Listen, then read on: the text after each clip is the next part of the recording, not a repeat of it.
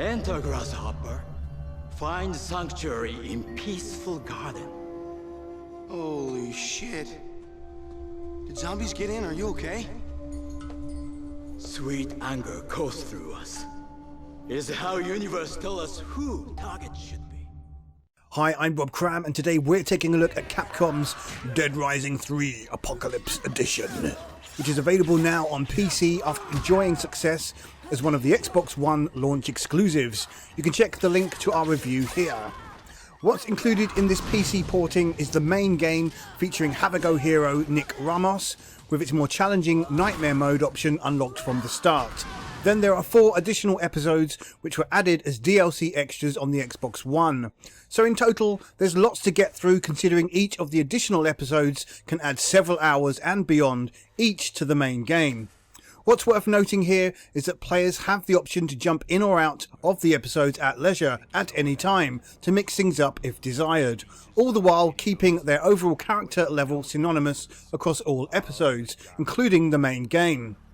In addition to the extra episodes, there's a selection of DLC weapons to be had, which add to the already impressive roster of weapons used to take down the zombie hordes. So in all, in terms of bang for your buck, there's quite a bit of content on offer, making the package good value for money at whatever price it's being presented. The main story provides enough incentive to plough through, literally, and is a fun-filled romp with an abundance of toys to mess around with. Packed with some cool cutscenes and a more simplified gameplay system compared to the previous game, and there's lots of fun to be had here, whether that's just goofing around looking for collectibles or following the story. What's more, the story can be tackled with another player, which is great for coordinated actions, but not so much if players opt to do their own thing. In this regard, the game can feel somewhat invaded. Luckily, players can set whether they want other gamers joining them or not, so not really a big issue. The extra episodes introduce new characters to play as, which makes a welcome change from using Nick. Each character comes from a very different background and tells an independent story within the viral outbreak of Los Perdidos. In episode 1, players take on the role of Adam Kane, a special forces commander tasked with hunting down and capturing the president. In episode 2, players become hard as nails and female survivor Angel Quiljano, who acts as a fallen angel to the many survivors being hunted by the special forces. Episode 3 has players assume the role of disgruntled biker Hunter Thibodeau, who breaks free from jail and looks to exact revenge on those who put him there. Finally, the last episode introduces ZDC agent Brad Park, who sets out on an investigation to find out how the outbreak occurred. What's neat about each episode is the open nature of the game and the fact that there's plenty of time to engage in side activities for additional PP. Performance-wise, Dead Rising 3 ran smoothly on our setup, using the game's strict locked 30 frames per second, with no real need to experiment with pushing beyond this. Even with the screen filled with an abundance of the undead, the game maintained its smooth operation for the most part, with variable frame rate dips happening, but not in a way to affect playability. There's a sturdy amount of graphical options to tweak in the options, which remain pretty user-friendly as changes are made instantly and don't require restarting the game.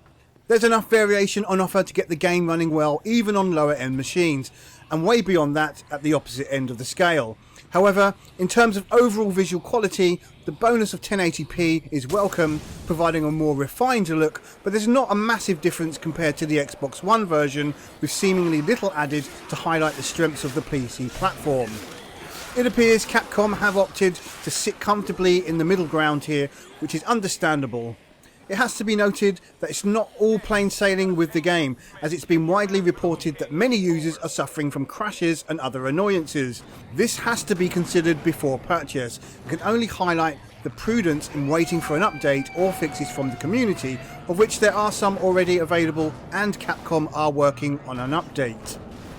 Dead Rising 3 Apocalypse Edition is a welcome port to PC, and opens up the game to more fans who didn't buy an Xbox One, so in this regard there's little to complain about, especially as the package contains quite a bit of content. Despite not offering the much visual improvement over its Xbox One counterpart, with the right setup the game runs very well and retains its fun factor, especially when using a gamepad. With a number of options to tweak, the game should run on a number of configurations, which is good.